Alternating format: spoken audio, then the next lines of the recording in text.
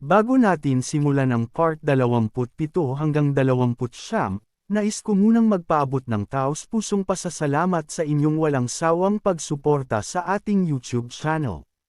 Para sa mga nagustuhan ng ating video, huwag kalimutang mag-subscribe at pindutin ang notification bell upang lagi kayong updated sa mga susunod pa nating content.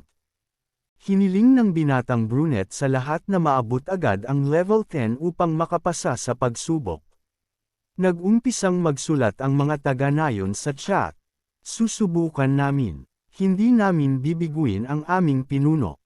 Nakatitig ang bida sa hawak niyang kristal, bahagyang nakakunot ang noo. Sinabi niya na habang umasenso ang nayon, makakakuha sila ng karapatang itayo ang altar ng tagapangalaga. Sa ganitong paraan, tiyak na magagapi nila ang Punisher. Upang umabot sa unang antas, kinakailangang matupad ang 5 kondisyon, paliwanag niya. Ang populasyon ng nayon ay dapat higit sa 500 katao.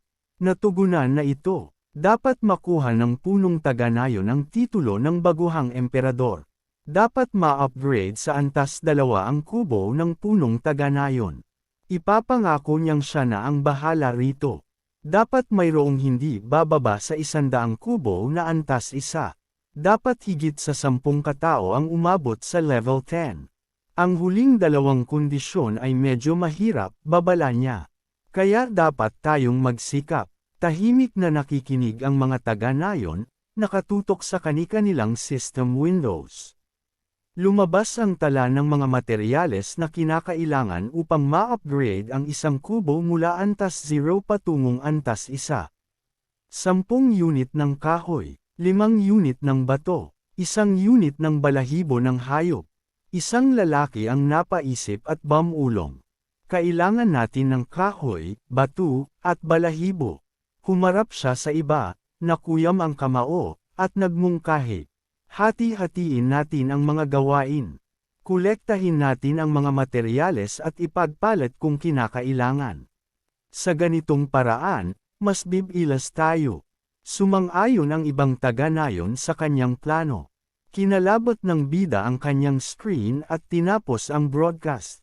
Paglingon niya, napangiti siya ng may kislap sa mata. Ang makarating sa isang bagay na handa na ay isang pambihirang pagkakataon. Pindot. Ginamit ang 10 unit ng kahoy. Ginamit ang 5 unit ng bato. Gumamit pa ng 1 pang unit ng kahoy. Bumalik ang ilaw sa bahay ng punong taga-nayon. Na-upgrade sa antas 1 ang kubo. Nagulat ang mga taga-nayon sa biglang liwanag mula sa bahay ng kanilang pinuno. Antas 1 kubo. Ang bilis ng energy recovery ay tataas ng 2 beses kapag natutulog ang isang taga-nayon. 3 beses ang bilis para sa punong taga-nayon. Dagdag 50 puntos na tanggap. Masayang nagsitalan ang mga taga-nayon sa paligid ng kubo ni Fang. Ang pinuno natin ay isang Diyos. Sigaw nila.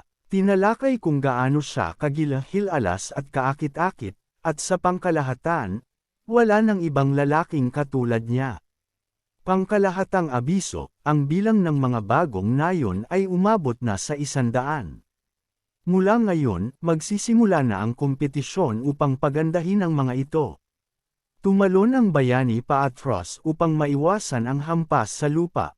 Lakas, 817 dagdag 83. Agility, 821 dagdag 100. Tibay, 8,814 dagdag 20. Talino, 844 dagdag 100. Antas ng lakas, 83 bituin.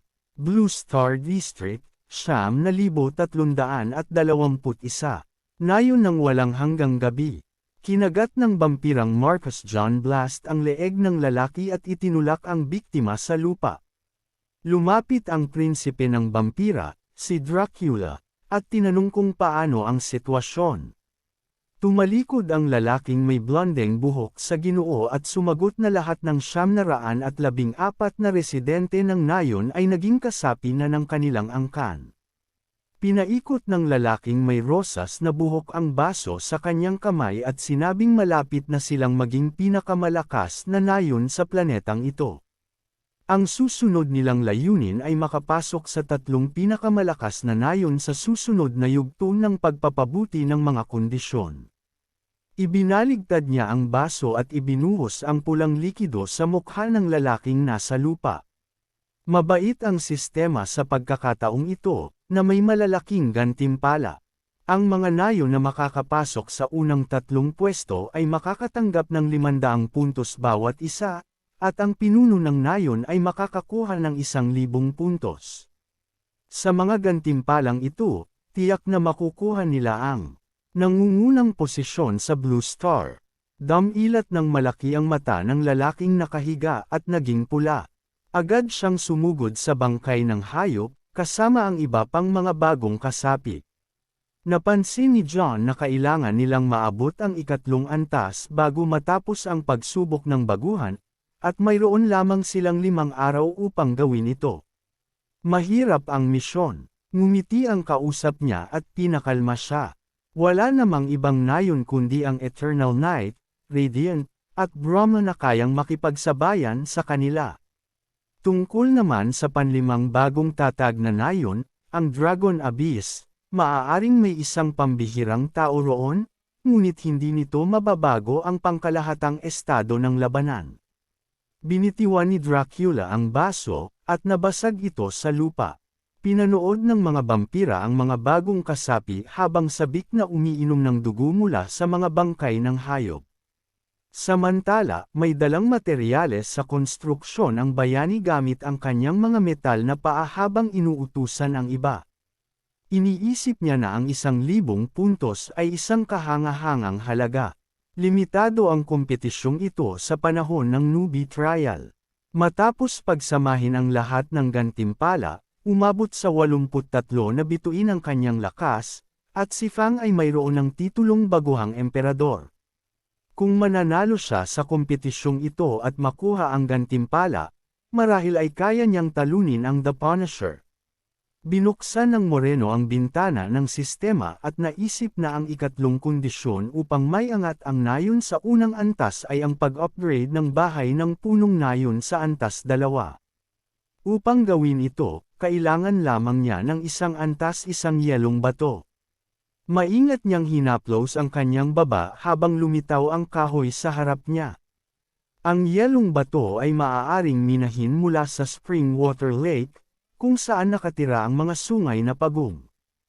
Iniunat ng lalaki ang kanyang balikat at bomb-ulong na kaya niyang tapusin ang 2 gawain sa isang bagsak. Alerto! Nag-donate ang pinuno ng nayon ng 723 kahoy sa nayon at nakatanggap ng 7,223 puntos ng ambag. Nag-donate din siya ng 361 bato at nakatanggap ng 361 puntos ng ambag. Nabuhay ang chat room, nagdiwang at nagpuri sa kanilang pinuno. Maaaring i-activate ng pinuno ng nayon ang 2 kakayahan, ang palitan ng channel at ang pinagmulan ng makalangit na landas. Iniunat ni Fang ang kanyang katawan, ngumiti ng may kasiguruhan, at naisip na sa wakas ay nakakuha siya ng isang bagay na matagal nang nakatambak. Sa paggamit ng palitan ng channel, maaaring mag-donate ng mga mapagkukunan at makatanggap ng mga puntos ng ambag bilang kapalit. Ang mga puntos na ito ay maaaring gamitin upang makuha ang mga bagay na i-donate ng iba. Samantala, gamit ang pinagmulan ng makalangit na landas, maaari ring makuha ang mga kailangang gamit tulad ng mga kasangkapang pangkusina at gamit sa bahay. Biglang sumugod ang binatang may kulay kayumangging buhok. Mabilis siyang tumakbo at ngumiti habang iniisip na mayroon ding primordial energy stones doon. Ang mga batong ito ay maaaring sumipsap ng 100 unit ng enerhiya. Nangangahulugan ito na hindi lang sa mga halimaw maaaring makakuha ng enerhiya. Dahil dito, ang mga taga-nayon na walang kakayahang lumaban ay maaari nang mamuhay ayon sa kanilang kagustuhan. Sa hinaharap, magkakaroon ng mga propesyon tulad ng karpintero, manero, at magtatad ng karne. Sapat na ang mga mapagkukunan ng nayon upang mapakain at bigyan ng hanap buhay ang mga tao, habang patuloy na tumataas ang kanilang antas. Tumalon ang bayani at sumisid sa lawa. Ang Dragon Abyss ay magiging mas mayaman at mas makulay. Habang lumulubog siya, naubusan siya ng hangin kaya mabilis siyang lumangoy pabalik sa ibabaw. Isang halimaw ang nakatingin sa kanya mula sa kailaliman. Lumitaw ang binata at huminga ng malalim. Naisip niyang masyado siyang nadala na muntik na siyang mamatay sa sariling katangahan. Bigla siyang tumingin pababa, nakaramdam ng panganib.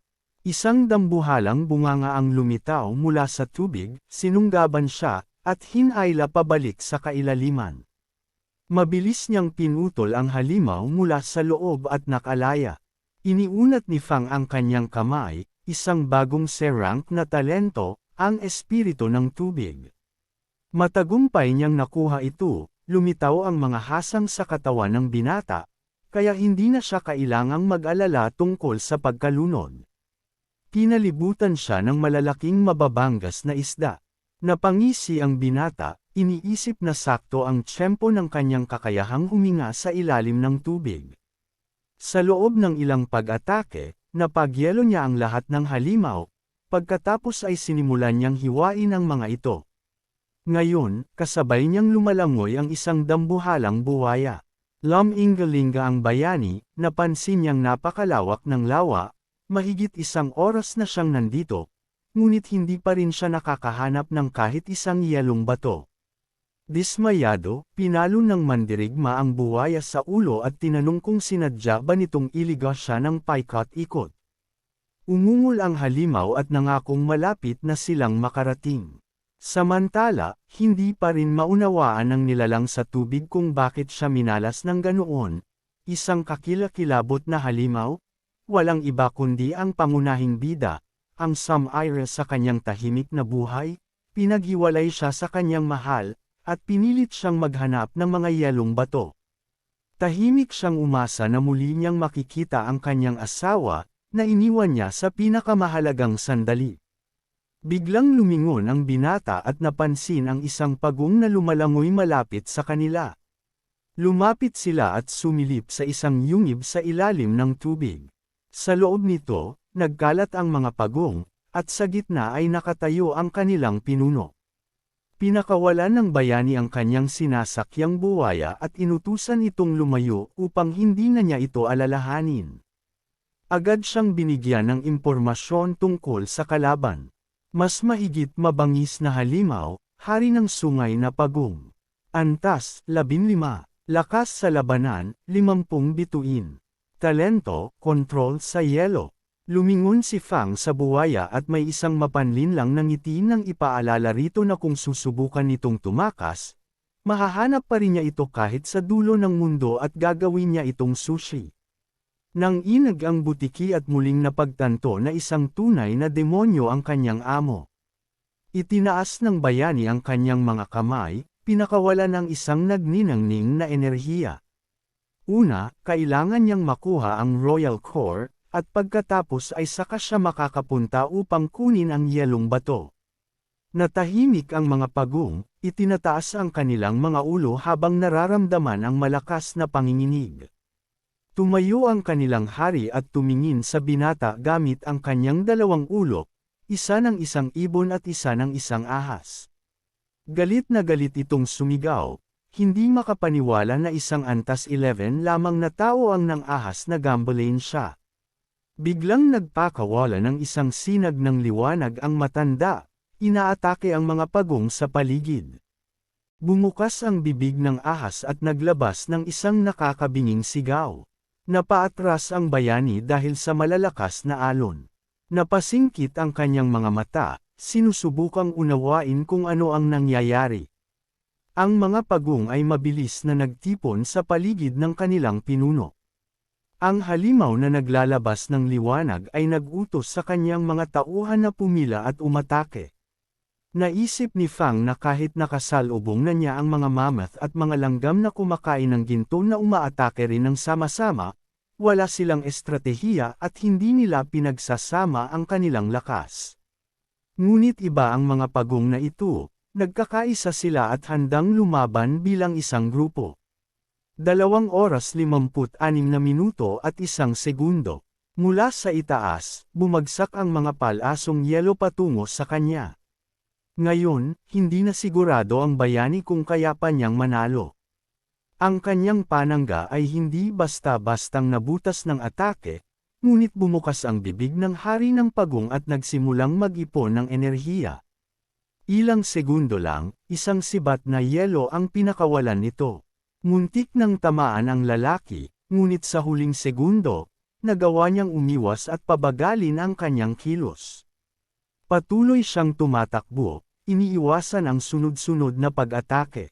Hindi niya magamit ang impyernong apoy sa ilalim ng tubig, at ang bisa ng iba niyang mga atake ay labis na hamina. Ito ang kalamangan ng mga halimaw sa tubig, kahit gaano pa kalakas ang binata, mahirap silang labanan sa sarili nilang teritoryo. 2 oras 56 na minuto at 28 segundo. Isang palasong yelo ang tumama sa kanyang binti, dahilan upang siya ay bumagsak. Agad siyang gumapang patungo sa likod ng mga bato upang magtago. Samantala, nanigas ang halimaw, nakikinig sa mga tunog sa paligid. Lumingon ito at malupit na nag-utos sa kanyang mga tauhan, hanapin ang tao. Agad na naghiwa-hiwalay ang mga pagong upang hanapin siya. Habang nagkakagulo ang kalaban, mabilis na hinugot ng binata ang palaso mula sa kanyang binti. Naisip niyang kung hindi niya sila mahahatak sa baybayin, kailangan niyang unahin ang pinuno. Pinigan niya ang kanyang kamao at tumawag ng isang anino kopya, na agad na lumitaw sa kanyang harapan. Tumango ang binata, at mabilis na tumalon ang kanyang kopya mula sa kanyang pinagtataguan upang makuha ang atensyon ng kalaban. 2 oras 56 na minuto at 54 na segundo. Nagpatuloy ang pag-atake, sunod-sunod na palasong yelo at mga pagsabog ng enerhiya ang tumama sa paligid. Samantala, sinilip ng bayani ang sitwasyon mula sa kanyang taguan. Naisip niyang kailangan na rin niyang kumilos. Habang abala ang hari ng pagong sa pagsalakay sa anino kopya, dahan-dahang gumalaw si Fang mula sa likuran nito. Hindi siya maaaring gumamit ng anumang kasanayan, dahil agad siyang matutuklasan. Biglang tumama ang isang palaso sa kanyang kopya, agad itong nawasak. Bahagyang nanginig si Fang sa epekto ng pagkasira ng kanyang anino. Ngunit bago pa man makabalik sa huwisyo ang hari ng pagong, naramdaman niyang may isang tao sa kanyang likuran. Lumingon siya, at doon niya nakita ang binata, nakataas na ang kanyang braso, handa nang umatake. Ginamit niya ang kanyang kakayahan, at isang malakas na pagsabog ang umalangaw sa paligid. Mabilis na sumugod ang ulo ng ahas patungo sa binata upang umatake pabalik. Ngunit mabilis na umiwas ang pinuno ng nayon at ginamit ang anino ng mga balahibo. Mula sa lupa, lumitaw ang maraming kamay, mahigpit na hinawakan ang ahas. Pinigan ng binata ang kanyang kamao, at sa isang iglap, nadurog ang kalaban. Ang hari ng sungay na pagong ay tuluyang nawasak. Isang espesyal na bagay ang kanyang nakuha, ang Royal Core. Tumayo ang bayani sa harap ng katawan ng natalong kaaway, sinipsip ang enerhiya nito, at umabot siya sa antas 12. Samantala, ang ibang mga pagong ay nagpalutang-lutang sa paligid, naguguluhan sa nangyari. Napangisi ang binata, tumawag ng isang kopya, at napagtanto na oras na upang anihin ang gantimpala. 2 oras 57 minuto at 47 segundo. Magkasabay silang sumugod ng kanyang anino kopya patungo sa natitirang mga pagong. Sa gitna ng labanan, lumakas ang kanyang talento, mula rank B pataas sa rank A. Nagising ang kanyang bagong kakayahan, bagyong yelo, isang antas 4 na kasanayan na nagpapalabas ng mga palasong yelo at bumubuo ng ipu-ipong yelo at nyebe, tumatama sa isang saklaw na 10 li. Sa pamamagitan ng atakeng ito, tuluyang nalipol ang natitirang mga pagong. Tumayo siya sa ilalim ng kanyang kalasag ng enerhiya, nakangiti habang iniisip na nakamit niya ang isang bihirang, nakamamatay na kakayahan. Sa pagkakataong ito, ang panganib na kanyang hinarap ay talagang naging sulit. Sa likuran niya, lumitaw ang isang berdeng anino na may dilaw na mga mata. Lumingon ang bayani at nakita ang buwayang tumatawag sa kanya mula sa likod ng mga yelong bato. Tahimik na nag-isip ang nilalang sa tubig, kaya ba niyang mabuhay sa mundong ito? Matapos makita kung paano pinatay ng binata ang hari ng sungay na pagong gamit ang sariling mga kamay, napagtanto niyang wala siyang laban dito. Marahil, kung maglilingkod siya rito, bibigyan siya ng pagkakataong makabalik sa kanyang asawa. Tahimik na sumakay ang binata sa buwaya, at magkasama silang lumangoy patungo sa hinaharap na laban. Samantala, may isang taong may hawak na tablet, kung saan makikita ang pangunahing tauhan. Isang boses ang narinig, 3 araw pa lang ang lumilipas, pero nakuha na niya ang pangatlong Royal Core. Ang lakas niya, isang babaeng may blondeng buhok at suot na puting damit ang napangiti. Ang sarap sigurong makarelasyon ang isang lalaking ganito katapang. Ngunit ang kanyang kasamang kausap ay napakunot-noo at sumagot ng may bahagyang panunuya, huwag kang magpakaambisyosa. Ang mga taga-Zokan ay ipinanganak na mahihina. Wala rin silang likas na kakayahan. Dugtong pa niya, kahit maabot ng bayani ang ranggong prefect, hindi pa rin niya kakayanin ang dakilang digmaan ng 10,000 mundo, lalo na ang makilala ka. Napangisi ang kausap at sagot niya, hayaan mo akong mangarap kahit sandali. Sila ay nasa isang malaking bulwagan, kung saan maraming babae ang nakatingin sa iba't ibang mga manlalaro sa kanilang mga screen. Sa mga ipinapakitang eksena, makikita ang iba't ibang kahangahangang mandirigma.